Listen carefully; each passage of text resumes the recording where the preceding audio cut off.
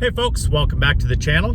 In this video, we're going to be doing very much the same as I did in the previous video where I had picked up that International Transtar little cab over truck. Major difference in between these two videos is the fact that I don't have to travel 300 miles to pick up this other truck. We're actually just going to be running the next town over about 40 miles. And the parts truck that I'm getting is just a donor. It's a late 80s Ford L9000. And another major difference is I brought a helper with me this time. So we're gonna run down to the shop, get the Peterbilt fired up, get hooked up to the lowboy, and hit the road. Try and get over there late this morning and see what we're working with. This truck that we are picking up is definitely dead. It's not even complete. Luckily it is a roller, and we're getting it from an equipment rental company, so they should have something there to help us push that truck up on the trailer so we can get it home. Check oil in the truck. Everything else should be good. We've only been sitting here a few days since the last time we run it.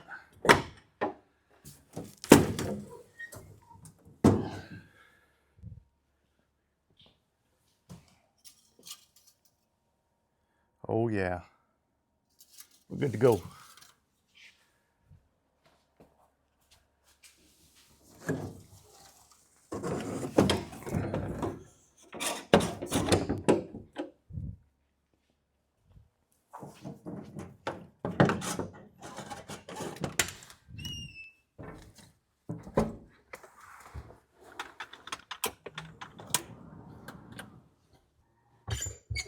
Fire in the hole.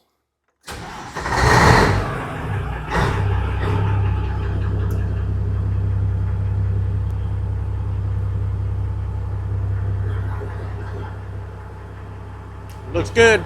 Let her build some air and go get the rest of our stuff ready.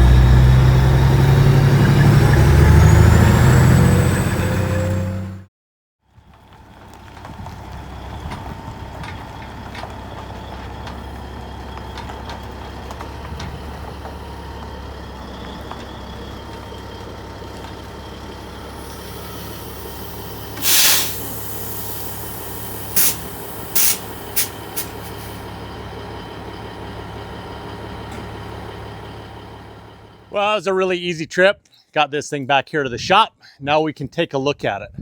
So as I mentioned before, this is just a parts donor truck. And the biggest reason that I bought it is right back here. This is a New Way air ride suspension. Looks like it's in pretty good shape. And I really actually want this whole setup for that cab over. And on top of that, I got really lucky that it has basically a brand new set of drive tires back here that are in really nice shape. They are 11R 24.5s, no weather checking. So those will make really good drive tires for the cab over. And then these front tires, it's kind of unfortunate because they've got a little teeny tiny bit of weather checking here. But they're basically brand new Michelins. So it's pretty unfortunate that those, I guess it's unfortunate that they got left sitting outside, but they will still go on the truck for a little bit. They'll be good yard rollers. They're way better than what's on the cab over right now. But then I think we're gonna stop and take a look at what's in the rest of this truck here. It looks like a 300 horsepower big cam Cummins and a 10-speed. I don't know the condition of it. There's no history on the engine or the transmissions, and we can get the engine to roll over. Allison and I are gonna see if we can get this thing to fire up today. Maybe we'll see if we can back it off the trailer under its own power. Now I've got you guys set up here at the front of the engine where you can see if I can get this engine to turn over. You'll notice the dampener turning. However, I noticed that there is a 3/4 inch square drive in the front of that dampener, and one side of it is broken out. So somebody may have tried this beforehand, and I might not have much luck getting this engine to turn over. But what I'm going to do is crawl underneath and stick my bar up through the flywheel housing and see if I can pry on a tooth on the flywheel and see if we can get it to turn that way.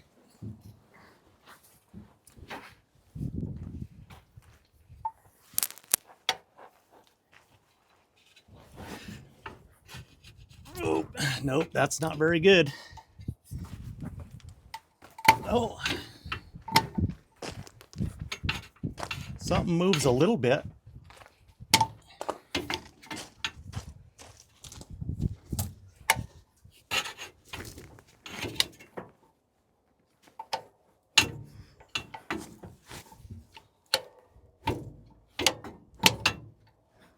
Getting a tiny bit of movement.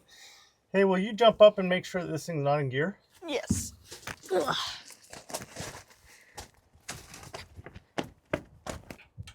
It certainly ain't gonna turn if it's in gear.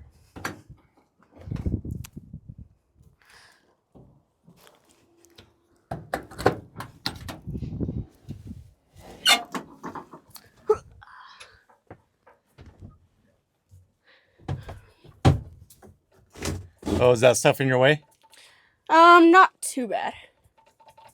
I don't think it's in gear. Was it in gear? No. It's got movement. It's not my best bar here that I'm trying to turn it with.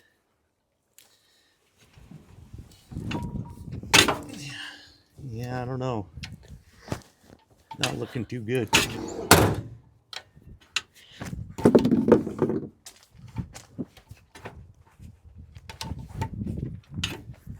Can you see the dampener turning up there? Yeah, Allison? it's turning. Just a little bit. Right. That's what I'm seeing too.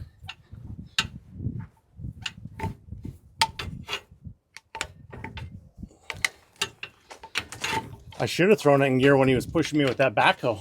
Yes. Should have.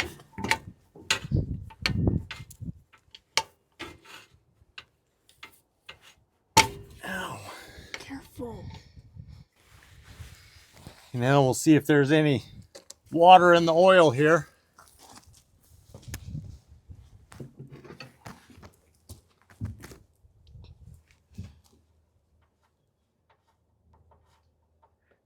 And that's a solid yes. That's no good. That's what happens when you leave them out in the weather.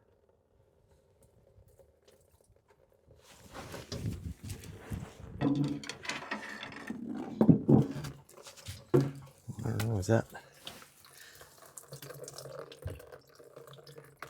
water or coolant? Or both. Or both? Oh, it's poop. That's what that is. That's poop. Ew. Yeah. That combined with the fact that it doesn't really turn over very good, it does wiggle, so we might continue to play with it a little bit. This is not a very good sign. Not a very good sign at all. Ew. That's so gross. Oh no. Yeah, that'll be enough of that. I gotta save the camera. All right, so what we got going on here is I went and stole the batteries out of the cab over. And even though it doesn't seem like this engine's gonna turn over, bar over, I'm gonna whack it with the starter a couple of times just to make sure. Odds are still not good for this engine, but it does wiggle a little bit. And when I get to trying to get the bar to move the flywheel, it slips off the tooth. So I wonder if maybe I can hook it up and just hammer it with the starter a couple of times. And even if that doesn't work, we might have to tool it around the yard and bump the clutch a couple times. You know, give it every bit of effort that we can. We'll get these hooked up and see what happens. There's really nice cables in here. You see that? Oh yeah. Let's see. Probably be better to have these facing the same direction.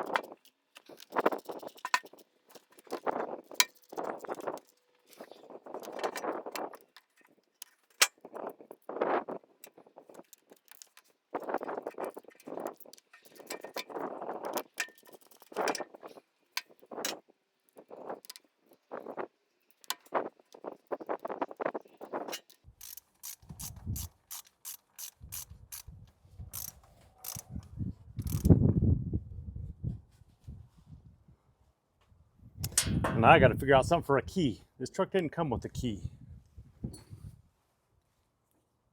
All right, so I went ahead and took the ignition switch out of this thing and drilled the tumblers out. So now we can start it with anything. It could be screwdriver powered now. It's kind of interesting. This is the same ignition switch as pretty much just any base model late 70s Ford. So, oh, we got power.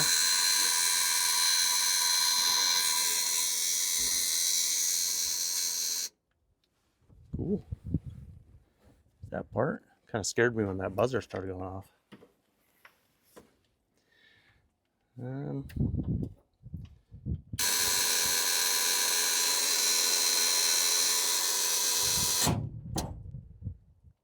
That's kind of what I was afraid of.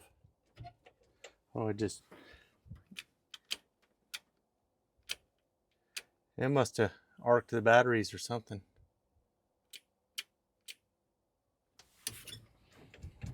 Okay. Well, I decided to hook some air to this thing and see how bad this truck is. It was pretty easy to do. There's a Schrader valve right here in the end of this air tank. So I was able to just thread a fitting on there and pull the valve core out. Everything sounds pretty good except for an air leak inside the truck. So let's go check that out. See if it's maybe a park brake valve like the other truck was or something different. Oh, sounds like the middle of the truck. That thing again. I wonder if I have enough parts in the old one out of the cab over, steal an O-ring out of it and throw in this one. Then I can move on and see if something else is leaking. Park brakes release. 2 hours later. Well, Well, the battery on my camera was dying, so I ended up just working on some of this stuff while that was charging.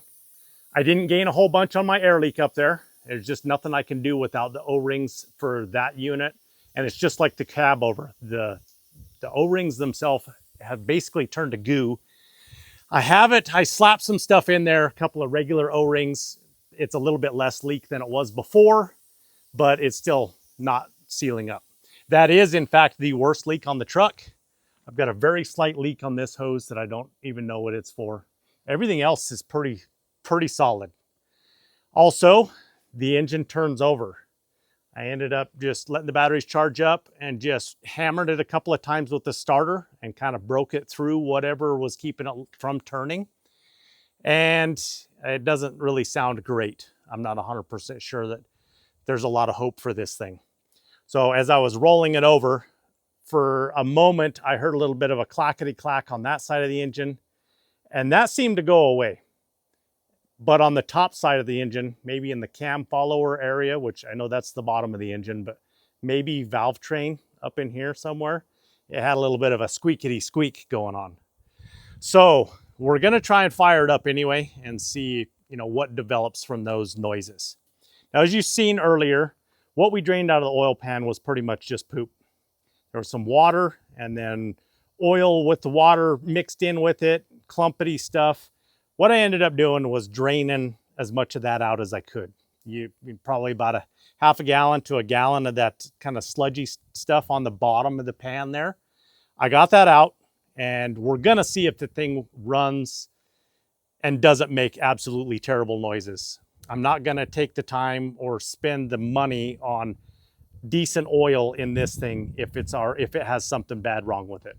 I don't want to create something bad wrong. If the oil, if it runs and sounds good, I'm going to shut it off immediately. Then we'll assess the oil situation. So what I'm going to do is go get my camera girl out here, and we're going to see if we can fire this thing up. I guess before we do that, I should point out these fuel tanks are actually almost clear full of fuel, and it stinks. It's not very good fuel. So what I've done is I've unhooked the fuel feed line and hooked it up to this 5-gallon fuel cell here. I've left the return hooked up to the tank. So if it does start and run, we'll be pumping the crappy fuel that's in the system right now back into this tank. And if I'm able to leave it running long enough to circulate the fuel through the system, I've only put a couple gallons in that tank. So if it kind of spits and sputters, we start running out of fuel. If we even get to that point, we'll see if we've flushed most of the bad fuel out of this system here. We'll see if we even get that far.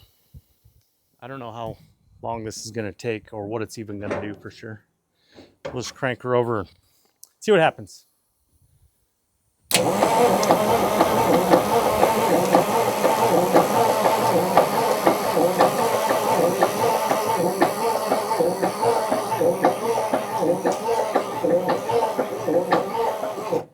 That low clunkety clunk doesn't sound very good, does it? Mm-mm. There you go, more negative waves. Have a little faith, baby. Have a little faith.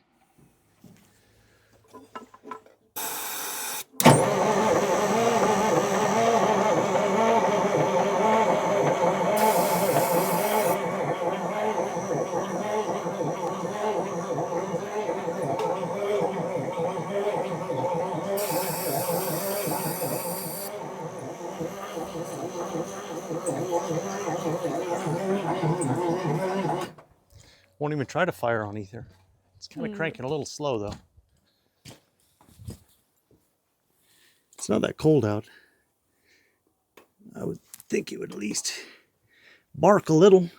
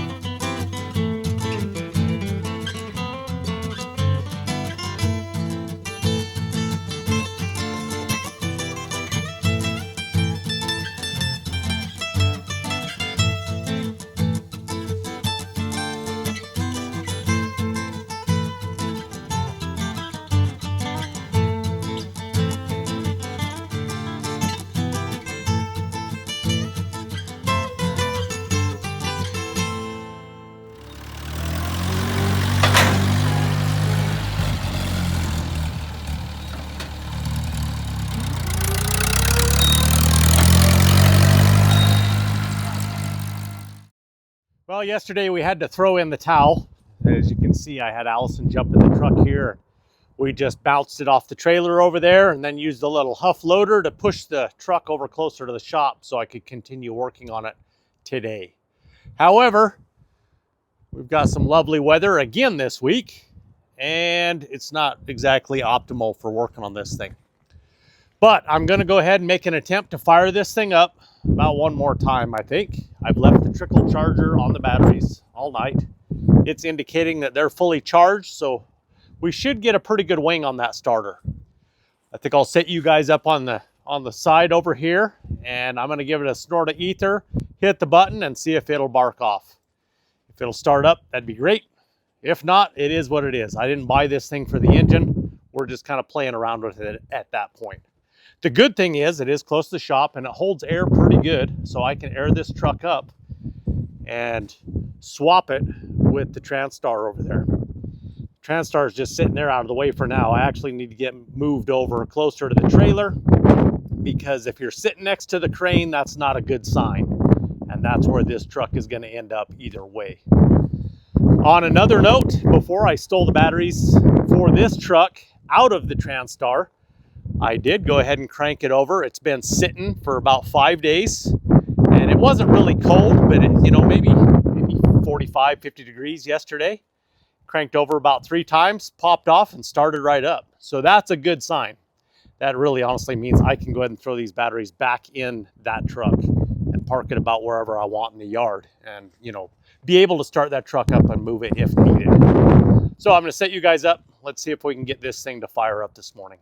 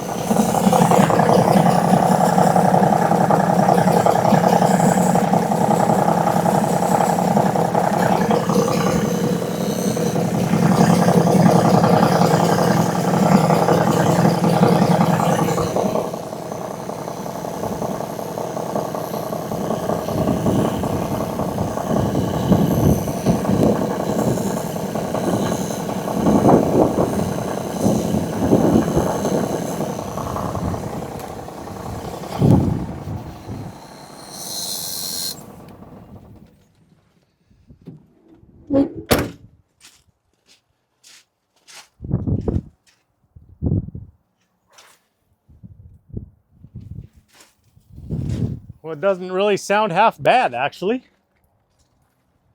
It does run. 20 minutes later. All right, I'm going to fire this thing up one more time. The weather's not getting any better out here today, so it's about time to retire to working on inside the shop. Just figure we fire it up one more time just to make sure that fuel system is pretty well primed up. I got my key dangling down here.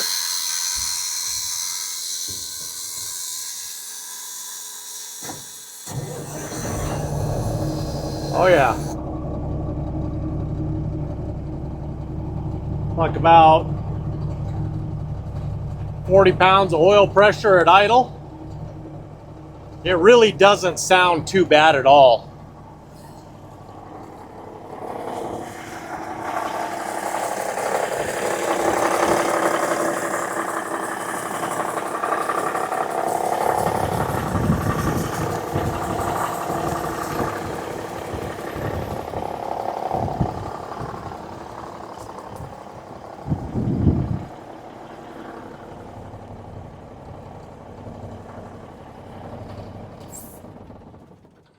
Sounds like a big Cam Cummins to me.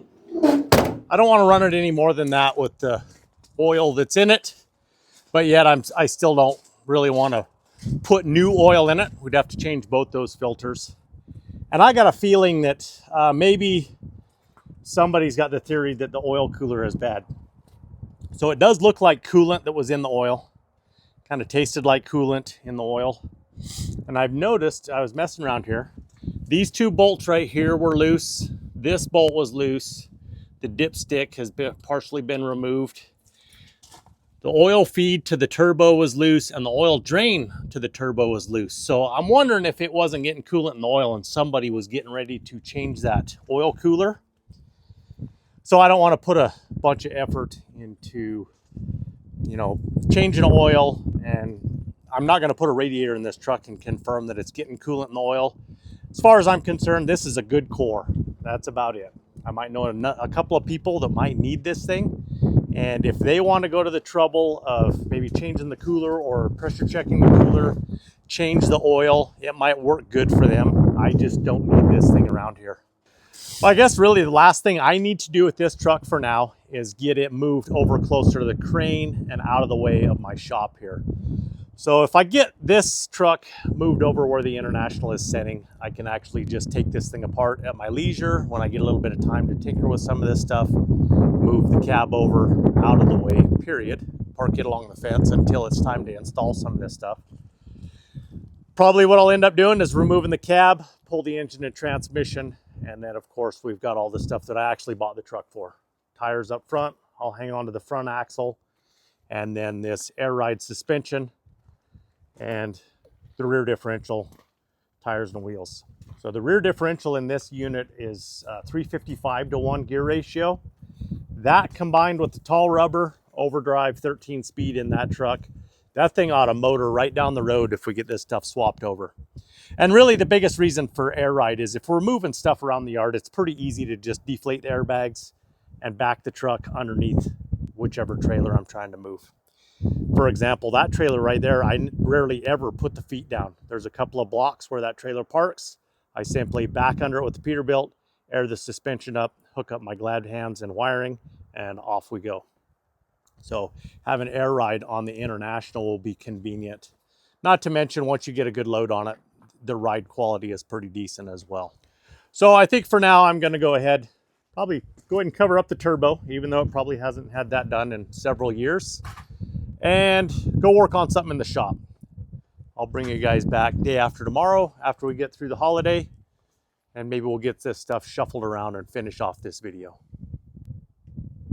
The next day. Merry Christmas, everyone.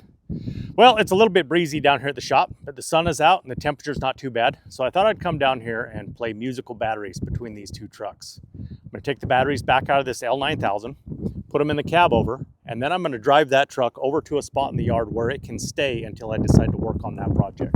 Kind of get it out of the way a little bit. Once I'm done moving the truck, then I'll bring the batteries back, throw them in the L9000, air that truck up, and then fire it up and nose it in next to the crane. That way, whenever I get a minute, I can just pluck that rear suspension out of this truck, and it will actually be positioned to where I can just grab it with the forklift and wheel it around like a wheelbarrow if I decide to. I'm not gonna spend too much time talking about it this morning, because with this breeze going on here, I'm pretty sure it won't be long before it blows the bad weather in, so I better just get busy.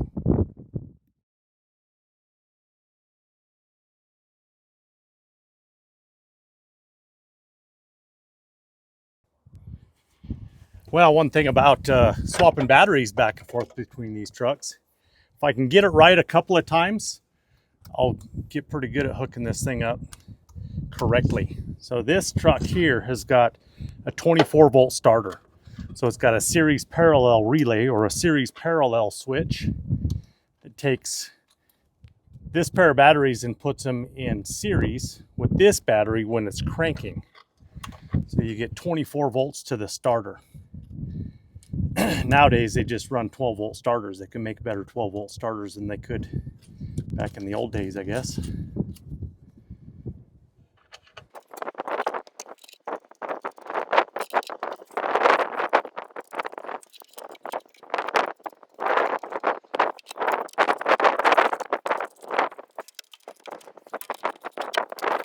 Let's go fire it up.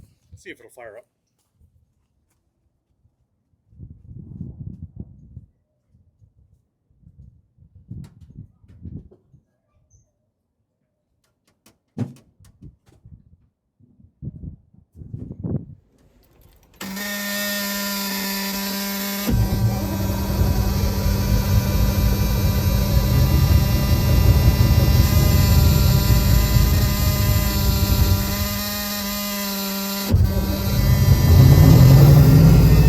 There she is.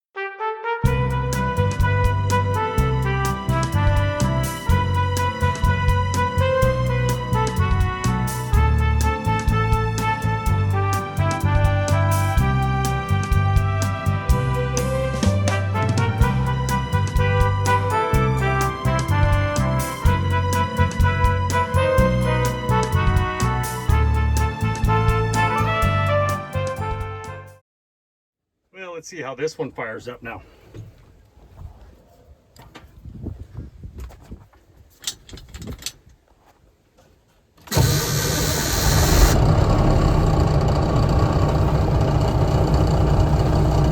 That ain't too bad.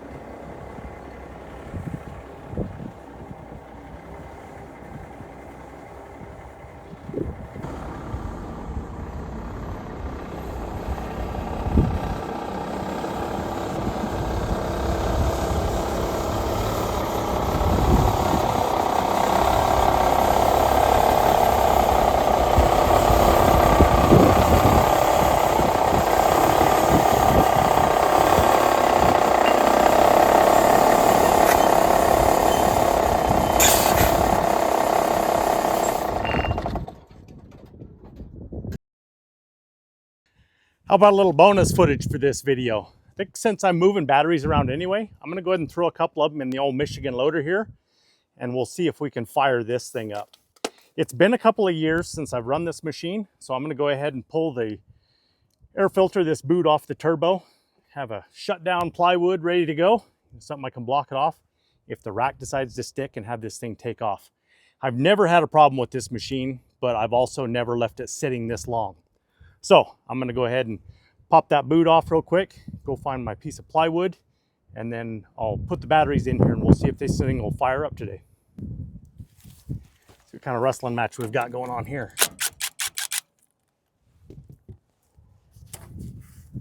Oh, nothing to it. Might loosen this one up, just get that thing all the way out of the way.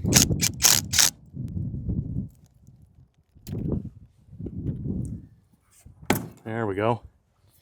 Now we've got to block that airway off. We can shut it down. Hopefully that's not needed.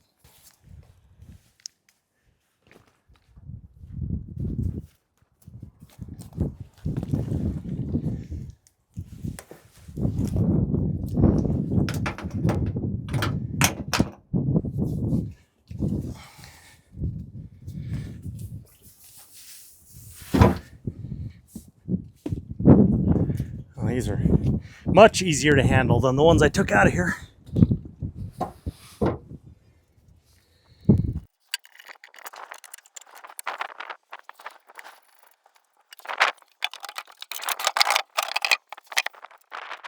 All right, well, got batteries hooked up, the safety device. Let's see what happens. See if she'll let me crank over.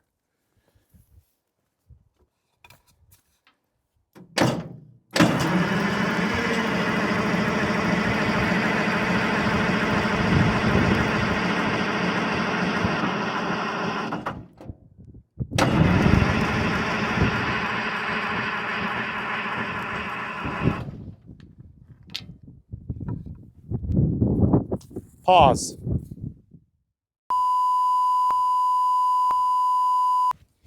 Well, I'm going to go ahead and give it a little sniff, just a little bit.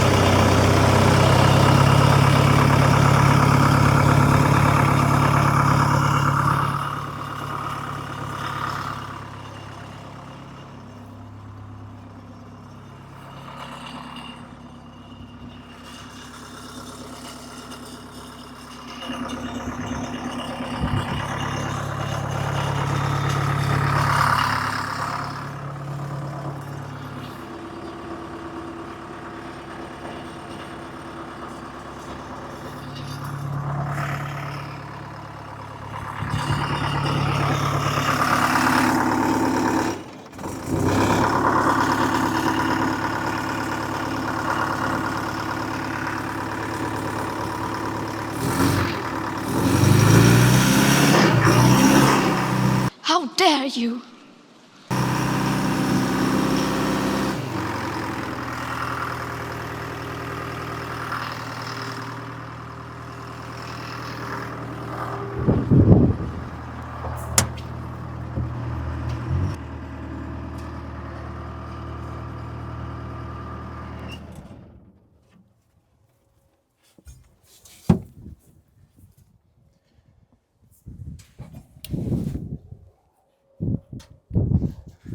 Well, it's good to know that this thing still runs. I don't have any dirt work to do anytime soon. So I'm gonna go ahead and pull the batteries back out of it, button up the air intake, and then close this thing up. I didn't want to leave it run too long because one of the pumps on the back of the torque converter actually leaks hydraulic oil into the transmission circuit. So it's sitting here basically over full on tranny fluid and probably little to nothing in the hydraulics. So I didn't want to really run it too long. Just wanted to cycle some oil and fuel through it. And I guess now I know it's ready to go if I need it anytime soon. Well, that was pretty successful. That one runs. That one runs. That one there runs. We know that one runs. We got it all done just in time. because that there is on its way. As always, thanks for watching. Have a good one.